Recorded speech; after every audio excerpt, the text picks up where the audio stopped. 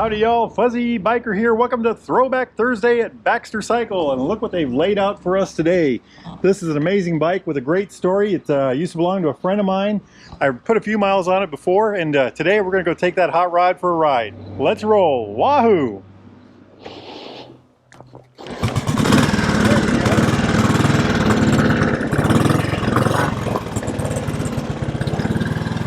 I'll take that.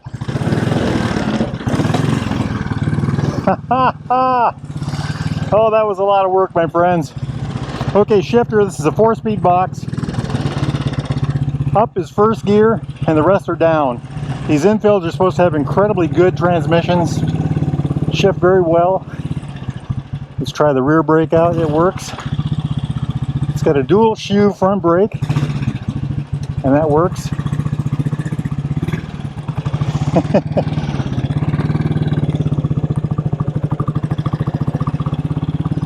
I think I'm in first gear, I'm not sure. I might be in second. No. Nice, very nice. Shifter's on the right, brake is on the left. What a beautiful little machine. 499cc, single cylinder, overhead valves, the cam's in the chest. Very interesting. I'm trying to concentrate on the shifting and things like that. There's second gear. I had to push down to go into second. Second, third, and fourth are all down. Handle's pretty darn nice. Loads of torque, really. What a grin. What an absolute grin. Put her back into, just put her back into first gear. All right, let's see what kind of turning we do here. Oh, excellent, excellent. Notice all the sand on the road. What an absolute grin this thing is. I like it. Second gear is down. Very nice. Third gear. The engine and the transmission are separate units. Downshifting is actually upshifting in this bike. We should be in first gear now.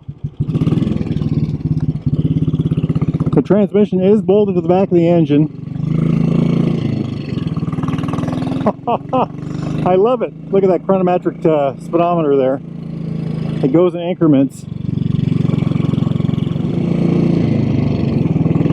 Shifting is an interesting thing. Not only is it on the right side, but it's the opposite of normal. That must be neutral.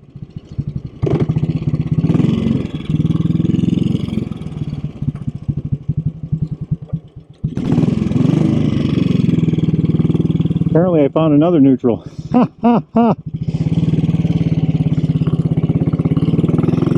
Beautiful. My understanding is that when you get going down the highway on this thing, it smooths right out. So the brakes on this, I think it's a 6-inch shoe on the front, double shoe. 2 thin shoes. There's 2 cables off the brake lever. And then the rear is a single brake shoe. We'll look at that when we get stopped.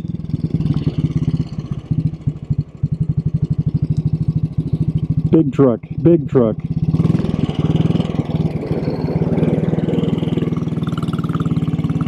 What a grin. Second is down.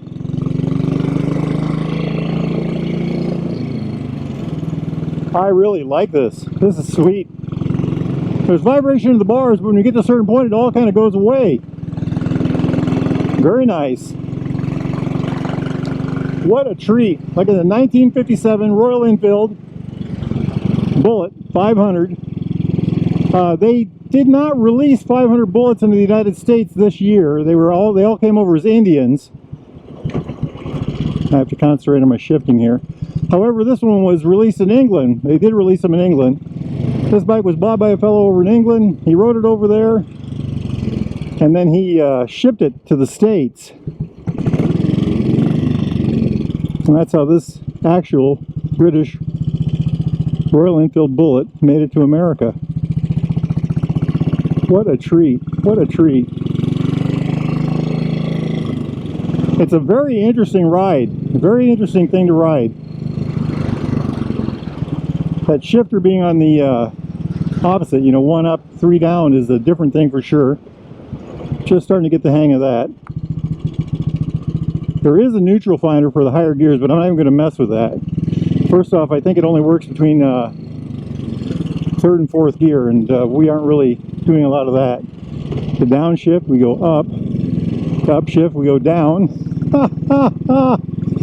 Oh my goodness. Hey, if y'all are interested in a bike like this, or a newer used Royal Enfield Triumph classic British bike like this, get yourself down here to Baxter Cycle in Marnie, Iowa, or check out baxtercycle.com. They can help you with your motorcycle, with accessories, with parts, with all kinds of good stuff. They've got it all. An absolute hoot this is. Ask for Randy or Jeremy or Mark. They can help you out. That is the 2017 Bullet right there. So I am on a 1957 Royal Enfield Bullet. This is made at the Redditch factory in England somewhere. And that is an Indian made 2017 Royal Enfield Bullet made in India. Well, let's see, how do I turn this thing off? A little bit of the compression release, I suppose. Well, that was certainly an interesting ride. Let's take a look at these hot rods. Like I said, 1957 Royal Enfield Bullet, 500cc. Then over yonder is a 2017, 50 years later, Royal Enfield Classic. Kind of like a Bullet, but you know, similar but different. So this one is a 499cc, aluminum head, cast iron barrel, overhead valve. The cam's down here somewhere. This has got a Lucas magneto to run it. It's got the Amal concentric carburetor. I think this bike was one of the first ones with an alternator, and I know it came out of the factory with a 6-volt alternator, but it was converted to a 12-volt later.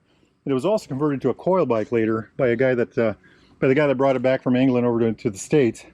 Now this bike was owned by a good friend of mine, and he has a penchant for putting things back to the way they were. I know he got rid of the coil, put the mag system back in. I did say he put the concentric carburetor, and I think it had a monoblock on it. And I'm not sure if he put it back to a 6-volt, you know, like it originally had, or if it's a 12-volt system now. I think this is a primitive rectifier right here. 4-speed transmission. It's a 1 up, 3 down. There's the same symboling right there. This is a neutral finder, so if you're in a 3rd or 4th gear, you kick back on this and it'll put it in the neutral. The transmission is separate from the engine. However, it's bolted directly to the back of the engine, and there's a primary adjuster that you can use to adjust the chain. A little bit about this engine.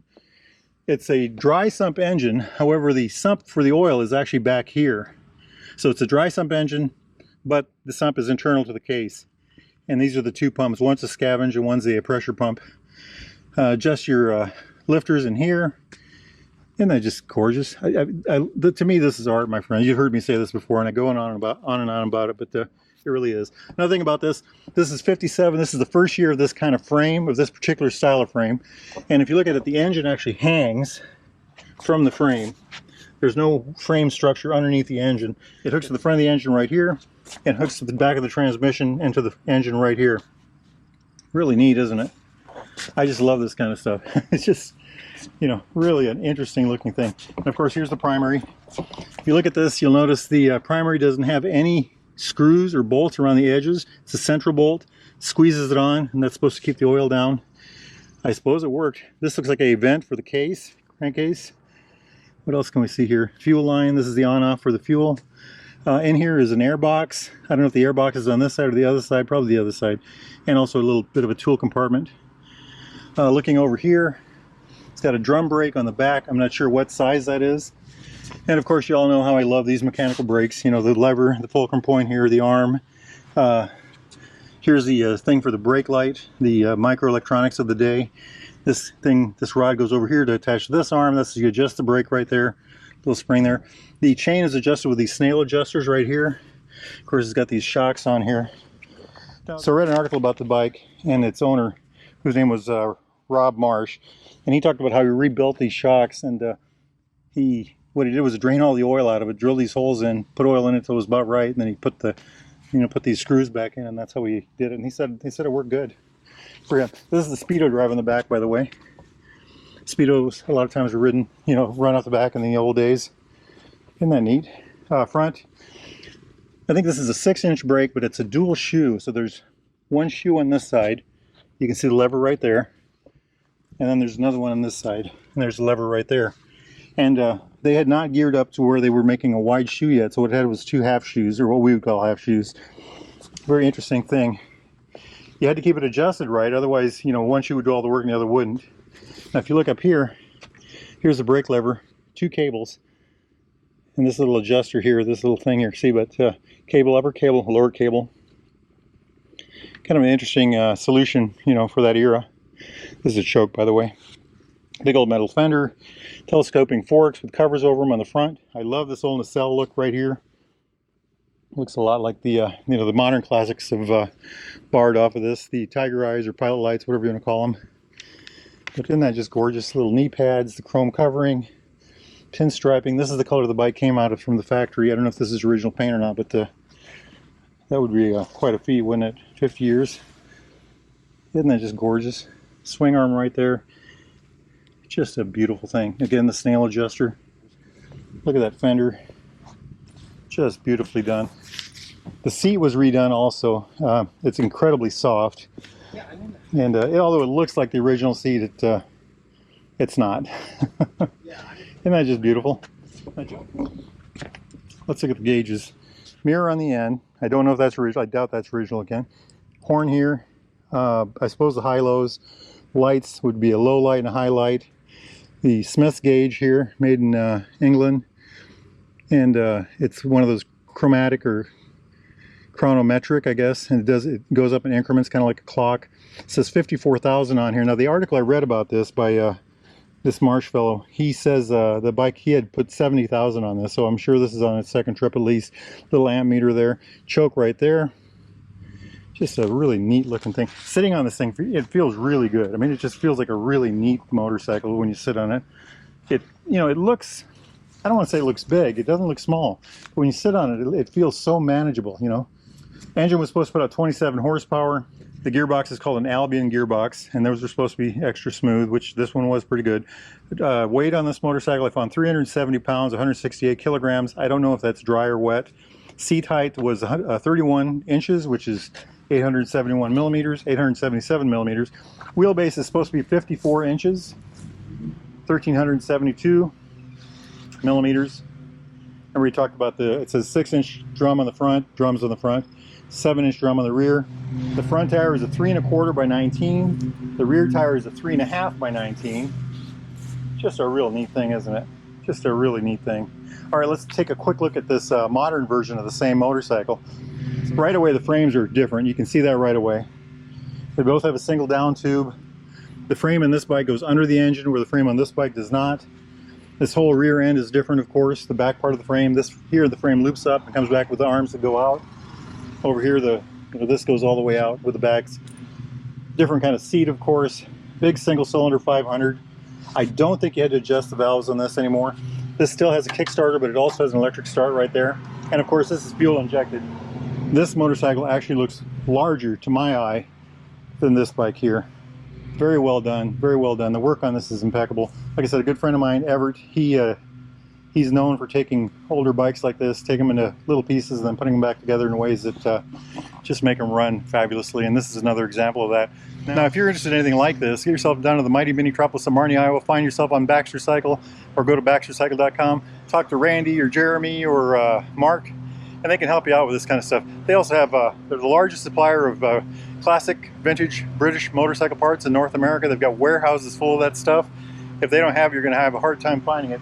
They also have all kinds of accessories and gear and all kinds of neat stuff like that. You know, it's a nice day. I'm going to try to get this thing started again and get it back into the shop. And I'm going to hop on my motorcycle and go for a ride. Y'all do the same, my friends. Life is good. Wahoo! 5, 4, 3, 2, 1. 5, 4, 3, 2. 5, 4, 3, 2, 1. 5, 4, 3, 2. Almost.